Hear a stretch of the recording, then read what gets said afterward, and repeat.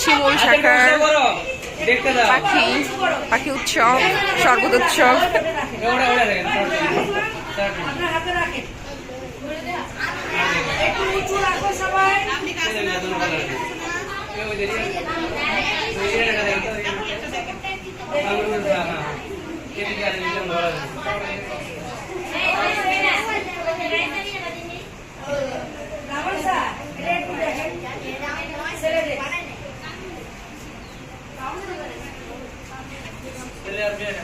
না শাখা